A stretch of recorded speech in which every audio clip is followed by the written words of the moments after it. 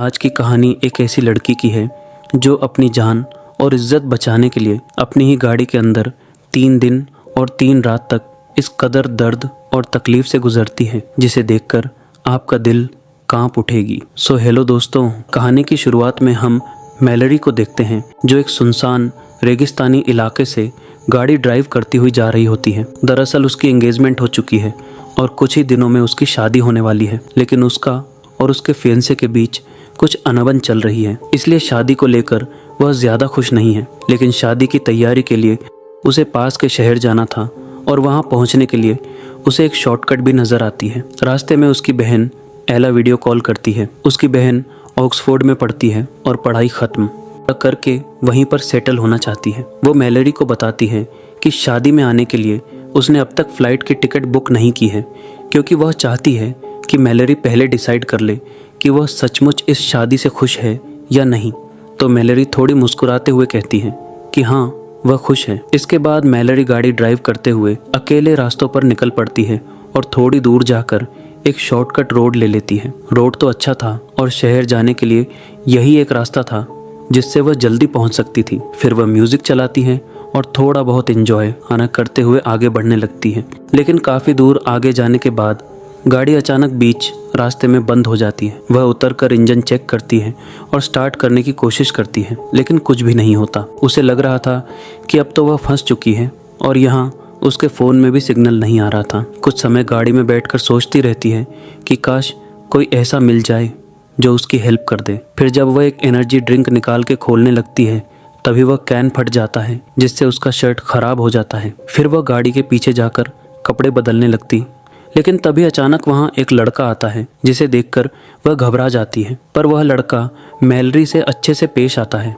और अपना नाम क्रिश्चियन बताता है। उसकी बातें सुनकर मैलरी थोड़ी रिलैक्स होती है कि चलो कोई तो मिल गया जो उसकी हेल्प करेगा। इसके बाद क्रिश्चियन उसकी गाड़ी ठीक करने की कोशिश करता है, मगर इस बीच मैलरी को एक अजीब सी घबराहट होती है, क्योंकि क्रिश्चियन था तो एक अजनबी लड़का उसे बहुत अनकंफर्टेबल फील हो रही थी। लेकिन थोड़ी देर कोशिश करने के बाद वह गाड़ी ठीक भी कर देता है। मैलरी उसकी मदद से इम्प्रेस हो जाती है और उसका शुक्रिया अदा करके पैसे देने की कोशिश करती है, पर क्रिश्चियन मना कर देता है और सेफली ड्राइव करने के लिए कहता है। इसके बाद मैलरी गाड़ी लेकर निकलने लगती है, लेकिन फिर उसे एहसास होता है कि क्रिश्चियन ने इतनी मदद की और अब वह पैदल जा रहा है, तो इंसानियत के नाते वह उसे लिफ्ट देने का फैसला करती है और उसे अपने साथ ले लेती है।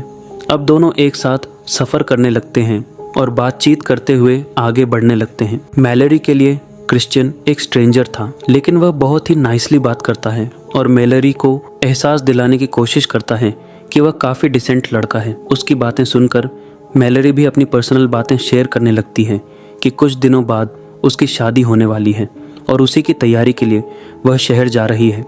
और इस दौरान क्रिश्चियन मैलरी से फ्लर्ट करने लगता है, जिसे मैलरी इग्नोर कर देती है। लेकिन बातों बातों में क्रिश्चियन का बिहेवियर धीरे धीरे अजीब होने लगता है। वह कहता है कि किस्मत ने हमें मिलाया है और यह सब कुछ शायद ऐसे ही होना था। फिर गंदी गंदी बातें करने लगता है, जिससे मैलरी को एहसास होता है कि यह आदमी उतना शरीफ नहीं जितना दिखता है। उसकी बातों से वह अनसेफ महसूस करती है और गाड़ी रोककर कहती है कि बहुत हो गया, अब गाड़ी से बाहर निकलो। लेकिन क्रिश्चियन की नीयत तो पहले ही खराब हो चुकी थी। वह इतनी आसानी से मानने वालों में से नहीं था। वह चाकू निकाल लेता है और मैलरी को धमकी देता है कि अगर तुमने मेरी बात नहीं मानी तो अंजाम बहुत बुरा होगा, इसलिए चुपचाप गाड़ी चलाओ और चिल्लाने की कोशिश मत करना। तो डर के मारे वो गाड़ी चलाने लगती है। इसके बाद मैलरी पूछती है, तुम ये सब क्यों कर रहे हो? तो वह कहता है कि जब गाड़ी ठीक हो गई थी तो तुम वहाँ से निकल जाती, फिर क्यों मुझे लिफ्ट दिया? अब तुम मुझे बहुत पसंद आने लगी हो, इसलिए चलो मेरे साथ। पास में ही मेरा एक घर है, वहाँ हम दोनों साथ में रात बिताएंगे। मैलरी बहुत ज़्यादा डर जाती है, लेकिन फिर वह देखती है कि क्रिश्चियन ने सीट बेल्ट नहीं पहनी है और तभी रास्ते में एक टर्निंग भी नज़र आती है। इसके बाद वह अचानक स्पीड बढ़ा लेती है और जानबूझकर टर्निंग में जाते ही गाड़ी को खाई में गिरा देती है। फिर हम देखते हैं कि मैलरी अब गाड़ी में उल्टी लटकी हुई है। उसका एक पैर बुरी तरह सीट में फंस गया है और वह हिल भी नहीं पा रही थी। वहीं क्रिश्चियन सीट बेल्ट ना पहनने की वजह से गाड़ी के बाहर गिरकर बेहोश हो गया था। लेकिन मेलोडी की हालत उससे ज्यादा खराब थी। वह अपना पैर निकालने की बहुत कोशिश करती है, लेकिन रोड के बीच फंसने की वजह से पैर निकाल पाना नामुमकिन था। फिर उसे क्रिश्चियन का चाकू पड़ा हुआ नजर आता है, तो उसके होश में आने से पहले मैलोडी बड़ी मुश्किल से चाकू ले लेती है। तभी क्रिश्चियन होश में आकर उसके पास आ जाता है और उससे पहले मैलोडी चाकू छुपा लेती है। क्रिश्चियन देखता है कि मैलोडी का एक पैर फंस गया है और वह किसी की मदद के बिना बाहर नहीं निकल सकती। फिर वह मुस्कुराकर कहता है कि निकल सकती हो तो खुद निकलो, मैं कोई भी मदद नहीं करूंगा। फिर उसे गाड़ी में उल्टा लटकता हुआ छोड़कर वहां से चला जाता। मैलोडी रिक्वेस्ट करने लगती है, पर वह एक बात भी नहीं सुनता। अब उसके पास बचने का कोई रास्ता नहीं था। वह हेल्प के लिए बहुत चिल्लाती है, लेकिन गाड़ी एक्सीडेंट होकर रोड से काफी नीचे आ गई थी। और यहाँ हमें दिखाया जाता है कि गाड़ी से कुछ ही दूरी पर एक नदी है। अब रात हो चुकी थी, लेकिन अब तक कोई भी मदद के लिए नहीं आया था। अभी तक पैर फंसा हुआ था और जैसे जैसे रात गहरी हो रही थी, ठंड भी बढ़ती जा रही थी, जिससे उसकी हालत और भी बिगड़ने लगती है। वह इधर उधर देखती है तो गाड़ी में उसका एक कपड़ा मिलता है, जिसे वह पहन लेती है और गाड़ी की हीटर भी ऑन कर देती है ताकि उसे थोड़ी गर्माहट मिले। लेकिन यहाँ प्रॉब्लम सिर्फ ठंड नहीं थी, बल्कि जिस जगह पर वह फंसी है वह एक जंगली इलाका है। फिर अचानक उसे एहसास होता है कि जंगली जानवर उसके आसपास मंडरा रहे हैं। इसीलिए वह जल्दी से गाड़ी की हेडलाइट्स ऑफ कर देती है ताकि जानवर पास ना आए। यह तरीका काम भी कर जाता है और वह किसी तरह इस रात को बिताने में कामयाब हो जाती है। अगली सुबह जागती है तो उसके आसपास अभी भी कुछ जानवर थे। तो वह मिरर में देखने की कोशिश करती है कि कोई हमला करने वाला जानवर तो नहीं है, पर किस्मत अच्छी थी कि वहाँ सिर्फ कुछ हिरण नजर आ रहे थे। तभी अचानक वहाँ क्रिश्चियन आ जाता है, जो बिल्कुल ठीक नजर आ रहा था, क्योंकि एक्सीडेंट में बाहर गिरने की वजह से उसे ज्यादा चोट नहीं आई थी। वह मैलोडी के पास आकर उससे बात करने लगता है और उसे मैलोडी की हालत देखकर बिल्कुल भी अफसोस नहीं होता, बल्कि एक साइको की तरह मैलोडी की तकलीफ देखकर खुश होने लगता है। मैलोडी कहती है कि प्लीज कम से कम मुझे थोड़ा पानी और खाने के लिए कुछ दे दो। लेकिन क्रिश्चियन चिढ़ाते हुए उसके सामने बैठकर आराम से खाना पीना शुरू कर देता है। फिर कहता है कि अगर तुम मेरे कुछ सवालों के जवाब दोगे तो मैं तुम्हें खाने को दूंगा। मैलोडी बहुत भूखी और प्यासी थी, इसलिए वह मान जाती है। फिर वह बेशर्मों की तरह पूछने लगता है कि तुम पहली बार कब और किसके साथ इंटीमेट हुई थी। तो मैलोडी ना चाहते हुए भी जवाब देती है कि उस वक्त वह 17 ईयर्स की थी तब। फिर वह कहता है कि उस वक्त को इमेजिन करके दिखाओ। तो मैलोडी मजबूरी में वह भी करके दिखाती है। फिर वह कई तरह के बकवास सवाल करता है जिनका जवाब मैलोडी दे देती है, लेकिन फिर वह हंसने लगता है कि तुमने सच में यकीन कर लिया। अफसोस, तुम्हारी किस्मत कितनी खराब है। काश तुम मेरी बात मान लेती तो इतना बदतर मौत नहीं मिलता। फिर वह बताता है कि यहाँ से कुछ दूर मैंने एक केबिन देखा है जो शायद किसी फैमिली का है, लेकिन फिलहाल वह खाली है और तुम केयरफुल रहना, क्योंकि ज्यादा देर तक शायद तुम जिंदा नहीं रह पाओगी। यह सब कहकर वह चला जाता है, लेकिन मैलोडी रिक्वेस्ट करती रहती है कि प्लीज मेरी मदद करो, ऐसे छोड़कर मत जाओ। लेकिन इसका कोई फायदा नहीं होता। अब दूसरी रात आती है जहाँ चारों तरफ अंधेरा और बहुत ही ठंड होती है। उसका पैर भी सुन पड़ चुका था, लेकिन इस बार फॉर्चुनेटली उसे गाड़ी में एक लाइटर मिल जाता है, जिससे वह कुछ कागज और सामान जलाने लगती है ताकि थोड़ी रोशनी और गर्मी मिल सके। फिर वह थकान की वजह से थोड़ी देर के लिए सो जाती है, लेकिन कुछ समय गया और अभी नहीं होगा कि एक चूहा आकर उसे नोचने लगता है। वह घबराते हुए उठकर देखती है कि यहाँ बहुत सारे चूहे आ गए हैं, तो डर कर उन्हें भगाने लगती है और एक को मार भी देती है। अब वह तंग आ चुकी थी, क्योंकि ठंड, भूख और प्यास उसे अंदर से तोड़ रहे थे। फिर थोड़ी देर में उसे एहसास होता है कि शायद चूहों का आना इतना भी बुरा नहीं था, क्योंकि अब कम से कम उसके पास खाने के लिए कुछ तो है। वह इतनी भूखी थी कि मजबूरी में उसे एक चूहे को आग में पका के खाना पड़ता है। उसे अजीब तो लगता है, पर कुछ खाए बिना भी रहा नहीं जा रहा था। इसके बाद वह थोड़ा आराम कर लेती है। फिर अगली सुबह जब जागती है तो अचानक उसके फ़ोन बजने की आवाज़ सुनाई देती है, लेकिन फ़ोन उसके पहुंच से थोड़ी दूर था, जिसे वह बहुत मुश्किल से अपने पास लाती है। अब मोबाइल देखकर उसके मन में एक उम्मीद जागती है कि शायद अब वह बच सकती है। लेकिन तभी फिर से क्रिश्चियन वहाँ आ जाता है, तो वह जल्दी से फ़ोन छुपा लेती है। अब क्रिश्चियन फिर उसी केबिन की बात करने लगता है कि केबिन में रहने वाली फैमिली वापस आ चुकी है, लेकिन मैंने उनके ही केबिन में उन्हें बंद कर दिया है ताकि वह गलती से भी तुम तक ना पहुंच पाए। मगर अब तुम्हें डरने की ज़रूरत नहीं है क्योंकि मैं तुम्हारी मदद के लिए कुछ लेकर आया हूँ।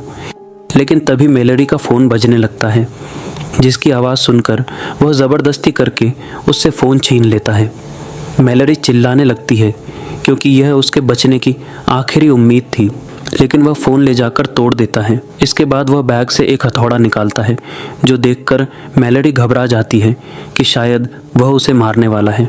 लेकिन फिर एक ब्लेड निकालकर उसे देता है तो मैलोरी घबराकर पूछती है कि इससे तुम क्या करने वाले हो।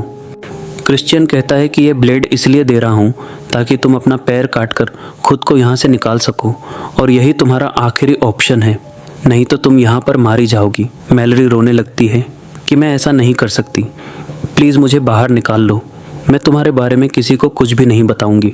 तुम चाहते हो ना कि मैं तुम्हारे साथ रात बिताऊँ? जो भी तुम चाहोगे मैं देने के लिए तैयार हूँ। लेकिन वह कुछ भी नहीं सुनता और आखिर में उसे ब्लेड देकर फिर से चला जाता है। अब मैलोरी ब्लेड को हाथ में लेकर उस टुकड़े को काटने की कोशिश करती है जहाँ पर उसका पैर फंसा है, लेकिन वह ऐसा नहीं कर पाती और गुस्से में उस ब्लेड को फेंक देती है। फिर रात हो जाती है और उसे बहुत ही प्यास लगने लगती है क्योंकि उसे पानी पिए हुए काफ़ी समय गुजर चुका था। उसके पास में ही नदी थी, लेकिन काश वो वहाँ तक पहुँच पाती, मगर उसकी किस्मत अच्छी थी। कुछ ही देर में तेज़ बारिश शुरू हो जाती है और उसके अंदर जैसे जान आ जाती है। वह जी भर के पानी पीती है, जिससे उसे थोड़ी राहत मिलती है। फिर कुछ देर बाद जब रेडियो ऑन करती है तो उसे पता चलता है कि बारिश और तूफान की वजह मैरा से सड़कें डूब रही हैं, इसलिए लोग मेन रोड छोड़कर शॉर्टकट रोड की तरफ जा रहे हैं। इससे वह समझ जाती है कि यहाँ से जरूर कोई ना कोई गुजरेगा, इसलिए वह मदद के लिए चिल्लाने लगती है। कुछ ही देर बाद वहाँ एक गाड़ी आकर रुकती है, लेकिन वह गाड़ी किसी और की नहीं बल्कि क्रिश्चियन की होती है। अब जैसे ही वह गाड़ी रोककर उसके पास आने लगता है तो मैलोरी समझ जाती है और एक प्लान सोचती है। वह मरने का नाटक करने लगती है, जैसे कि वह पैर को काटते दौरान मर गई हो। इसके बाद क्रिश्चियन एक टॉर्च लेकर वहां आता है और चेक करने लगता है कि वह मर गई है या नहीं। तभी मौका मिलते ही मैलोरी उस पर चाकू से अटैक कर देती है और इस बीच उसकी गाड़ी की चाबी लेकर रिमोट की मदद से दरवाज़ा लॉक करके गाड़ी की सायरन बजा देती है और चाबी को दूर फेंकने का नाटक करती है ताकि वह भी यहाँ पर फंस जाए और रोड से गुजरते हुए लोग किसी की बंद पड़ी गाड़ी देखकर मदद के लिए वहाँ रुक जाए। लेकिन वही क्रिश्चियन रोड में जाकर गाड़ी की सायरन बंद कर देता है और ऐसे एक्टिंग करने लगता है जैसे बारिश की वजह से उसकी गाड़ी ख़राब हो गई है और वह ठीक नहीं कर पा रहा है। तभी वहाँ गाड़ी मायरन लेकर एक पुलिस ऑफिसर आता है, जिसे देखकर क्रिश्चियन कहता है कि मेरी गाड़ी ख़राब हो गई है, क्या आप मुझे पास केबिन तक छोड़ सकते हैं? लेकिन पुलिस की गाड़ी देखकर मैलोरी चिल्लाने लगती है कि मेरी मदद करो और गाड़ी पर पत्थर से मारकर आवाज़ करने लगती है ताकि पुलिस ऑफिसर आवाज़ सुन ले। वही पुलिस ऑफिसर थोड़ी बहुत आवाज़ सुन भी लेता है और खाई की तरफ देखने लगता है, लेकिन तेज़ बारिश की आवाज़ से वह कंफ्यूज भी हो रहा था। साथ ही क्रिश्चियन उसे बोलने लगता है कि तूफान और ख़तरनाक होता जा रहा है, इसलिए हमें जल्दी निकल जाना चाहिए। इसके बाद क्रिश्चियन पुलिस ऑफिसर को लेकर चला जाता है और मैलोरी लगातार चीखती रहती है, लेकिन अब कोई उसकी आवाज़ सुनने वाला नहीं था। अब यहाँ पर हम देखते हैं कि लगातार बारिश की वजह से पानी की लहरें गाड़ी को पास की नदी की ओर धकेलने लगती हैं और कुछ ही समय में गाड़ी के अंदर बहुत ज़्यादा पानी भरने की वजह से मैलोरी अब मुश्किल में पड़ जाती है। वह समझ जाती है कि अगर वह जल्दी कुछ नहीं करेगी तो ज़िंदा नहीं बच पाएगी। इसके बाद वह बहुत हिम्मत करके ब्लेड से अपने पैर को काटने की कोशिश करती है, क्योंकि इसके अलावा और कोई रास्ता नहीं था, और हल्का सा कट लगा भी लेती है कि तभी गाड़ी पानी में बहते हुए आखिरकार नदी में जा गिरती है और तभी उसका पैर भी निकल जाता है। इसके बाद वह गाड़ी से निकलकर बहुत मुश्किल से तैरते हुए किनारे तक आ जाती है। वह बहुत ही ज़्यादा कमज़ोर पड़ चुकी थी और सुलह से जल्द उसे मेडिकल हेल्प की ज़रूरत थी, लेकिन किसी तरह खुद को संभालने के बाद वह पास से एक लकड़ी लेकर उसके सहारे आगे बढ़ने लगती है। यहाँ से कुछ ही दूरी पर एक केबिन है जिसके बारे में क्रिश्चियन ने बताया था। वह उसी की तलाश में आगे बढ़ने लगती है और कुछ दूर जाते ही उसे वह केबिन नज़र आने लगता है, लेकिन केबिन के पास जाते ही उसे किसी लड़की की आवाज़ सुनाई देने लगती है जो मदद के लिए चिल्ला रही थी। वह समझ जाती है कि उस फैमिली को शायद क्रिश्चियन ने बंदी बनाकर रखा है। इसके बाद वह बहुत होशियारी से आगे बढ़ने लगती है, लेकिन आगे बढ़ते हुए अचानक उसके हाथ की लकड़ी एक बियर ट्रैप में फंस जाती है, लेकिन फॉर्चुनेटली वह बच जाती है और फिर आगे बढ़ने लगती है। होशियार रहना बहुत ज़रूरी था क्योंकि वह जानती थी कि क्रिश्चियन यहाँ पर ज़रूर होगा। फिर वह चुपके से एक कमरे में झांक कर देखती है कि एक लड़की को उसने बांध के रखा है और वही मदद के लिए चिल्ला रही थी, लेकिन उसे अभी बचाने से खतरा हो सकता था। इसलिए आगे बढ़कर जब वह दूसरे रूम में देखती है तो वहाँ क्रिश्चियन उस पुलिस वाले को बहुत बुरी तरह मार रहा था। वह सब कुछ देखती है पर अभी कोई एक्शन नहीं लेती। फिर धीरे धीरे अंदर जाती है और देखती है कि क्रिश्चियन ने सिर्फ उस लड़की को छोड़कर उसकी पूरी फैमिली को मार दिया है। जिसके बाद वह पुलिस ऑफिसर की गन उठा लेती है और चुपचाप अंदर जाकर उस लड़की को खोलने की कोशिश करती है। वहीं क्रिश्चियन दूसरे रूम में पुलिस की यूनिफॉर्म पहन रहा था, लेकिन मैलरी जल्दी जल्दी उस लड़की के हाथ खोलने की कोशिश करती है। तभी क्रिश्चियन की आवाज़ सुनकर वह दरवाजे के पीछे छुप जाती है। इसके बाद रूम के अंदर आते ही मैलरी उसे गन पॉइंट पर ले लेती है, लेकिन तभी क्रिश्चियन उस पर हमला कर देता है और उसे मारने की कोशिश करता है। यह देखकर वह लड़की भी क्रिश्चियन से भिड़ जाती है, लेकिन मैलरी उसको जल्दी भाग जाने के लिए कहती है और खुद उसके साथ लड़कर उससे बच निकलती है। लेकिन क्रिश्चियन इतनी आसानी से पीछा छोड़ने वाला नहीं था। वह सारे कमरों में मैलरी को ढूंढने लगता है।